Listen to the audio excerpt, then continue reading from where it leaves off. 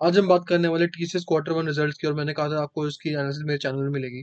तो जल्दी ही शुरू करते हैं। इस शेयर के लिए बहुत लोग का वेट कर रहे थे, क्योंकि पिछले 6 महीने से जो आईटी सेक्टर ने मार खाई है, और आज पहला आईटी जायंट का रिजल्ट आउट हुआ है, तो क्लियर डायरेक्शन नजर आ सकती है, या फिर कुछ आइडिया मिल सकता है कि अगले 6 महीने या 3 महीने मार्केट में आईटी शेयर्स को लेकर क्या नजर आने वाला है। आओ साथ में मिलकर उसको डिकोड करते हैं। रेवेन्यू में इंक्रीज नजर आया मेरे को। रेवेन्यू इंक्रीज हुआ है year on year, quarter on quarter दोनों जगह पे। अब 63, 70, 72, तो रेवेन्यू में हमें बढ़ावत नजर आई है। साथ ही साथ ही मार्केट की एक्सपेक्टेशन से भी ऊपर है। 72,000 की ही टोटल इनकम एक्सपेक्ट की थी, 73,000 पोस्ट करी गई है। कहीं ना कहीं हमें 13% ईयर ऑन ईयर और क्वार्टर ऑन क्वार्टर भी हमें 2 से 3% रेवेन्यू इंक्रीज नजर आया है। बात करते हैं अब एक्सपेंसेस की। एक्सपेंसेस में भी इंक्रीज नजर आया है, कम से कम 14% का increase total year on year नजर आया। 55,000 हो गया जो 48 था लास्ट ईयर। 53 था क्वार्टर ऑन क्वार्टर, 55 हो गया। तो एक्सपेंसेस में भी इंक्रीज नजर आया। बात करते हैं प्रॉफिट बिफोर टैक्स की, या profit for the period. Profit for the period 13,420, 13,784, 12,899, 819। तो क्वार्टर क्वार्टर हल्का सा नीचे गया है, बट इतना कोई मार्जिनली बिग ड्रॉप नहीं है। 2 या 3% का मैक्स टू मैक्स ड्रॉप नजर आया प्रॉफिट फॉर द पीरियड में। और ईयर एन ईयर तो इंक्रीज ही नजर आ रहा है। Total comprehensive income for this period. और अब बात करेंगे हम इस बार इसके डिविडेंड की। डिविडेंड हमें 12 रुपये डिविडेंड नजर आ रहा है यहाँ पे, क्लियर और क्लियर 12 रुपये डिविडेंड मिलेगा इस बार। इंटरिम डिविडेंड 12 रुपये अनाउंस किया गया, अच्छी बात है। एटलीस्ट डिविडेंड हिल लास्ट लास्ट ईयर से बेटर है। 11 था लास्ट, इस बार 12 अनाउंस किया गया है, तो इसमें भी हमें इंक्रीज नजर आया है। साथ ही साथ segment of legal claim 68 crore in 3 months.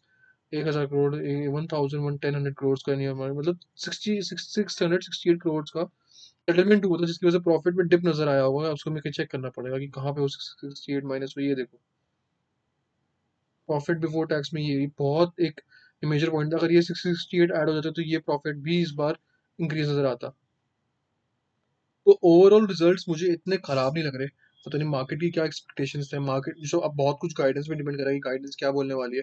But overall result सही नजर आ रहे हैं, क्योंकि यहाँ पे हम देखें रेवेन्यू इंक्रीज हुआ, एक्सपेंसेस भी उतने ही इंक्रीज हुए, बट इतने मार्जिनली इंक्रीज नहीं हुए कि बहुत ही नेगेटिव इंपैक्ट नजर आए।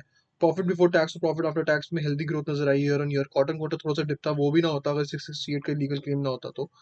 और बहुत कुछ डिपेंड करेगा गाइडेंस पे। अब गाइडेंस अभी आउट नहीं हुई है, तो गाइडेंस जैसी ही आएगी उसके बाद क्लैरिटी आ जाएगी कि शेयर क्या करने वाला है कल। मुझे लगता है कल शेयर में कुछ ज्यादा बड़ी गिरावट या मैक्स टू मैक्स अगर इंक्रीज हो जाएगा, ज्यादा इंक्रीज भी नजर नहीं आना चाहिए।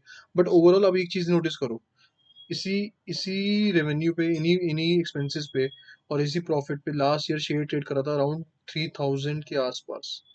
3,000 के आसपास ट्रेड कर रहा था शेयर, जब ये नंबर्स थे। सॉरी, थोड़ी मेरी राइटिंग गंदी हो रही है यहाँ पे। बट 3,000 रुपीज के आसपास शेयर ट्रेड कर रहा था इन फाइनेंशियल अकॉर्डिंगली, और आज की डेट में 18,000 पे भी शेयर 2,000 रुपीज पे ट्रेड कर रहा है। तो ये बात तो एटलीस्ट कंसिडरेशन में आएगी आएगी कि सेम फाइनेंशियल्स पे शेयर ने बहुत बड़ी गिरावट दी थी।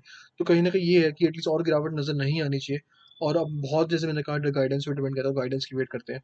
बाकी आप लोगों को क्या लगता है, क्या शेयर ने अच्छा रिजल्ट पोस्ट किया, गंदा रिजल्ट पोस्ट किया? मेरे अकॉर्डिंगली न्यूट्रल रिजल्ट से कुछ इतना बहुत, मतलब मेरे लिए तो टूवर्ड्स मोर पॉजिटिव ही है रादर देन नेगेटिव। कमेंट्री और गाइडेंस पे बहुत डिपेंड करेगा। उसकी वीडियो आपको रात को मेरे यूट्यूब चैनल में मिल जाएगी। साथ ही साथ आप मेरी बाकी यूट्यूब भी चेक कर सकते हो। टेक्स ने 13% रिटर्न दे दिया है, पास डिफेंस ने 40% रिटर्न दे दिया है। आरसीएफ का मैंने आपको बताया था कि 137 क्रॉस करेगा तो ही ब्रेकआउट है, वहां ब्रेकआउट नहीं नजर आ रहा। साथ ही साथ 2 दिन पहले मैंने एक वीडियो बनाई थी मैजागन डॉक को लेकर। मैंने कहा था 2565 के ऊपर अगर वो जाएगा स्टॉक तो आपको एंट्री लेनी है। आप लास्ट 3 दिन की कैंडल्स देखना, लास्ट 4 दिन की कैंडल्स देखना।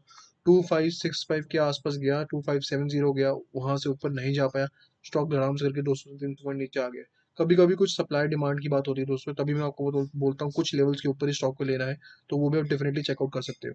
और बाकी स्टॉक्स की रिजल्ट भी आपको मिलेगी मेरे चैनल पे धीरे धीरे। सारी वीडियोस, छोट चाहे वो स्मॉल कैप हो, मिड कैप हो या लार्ज कैप हो, सबकी वीडियोस आपको मिलेगी मेरे चैनल पे। तो सब्सक्राइब करना मत भूलना। Thank you.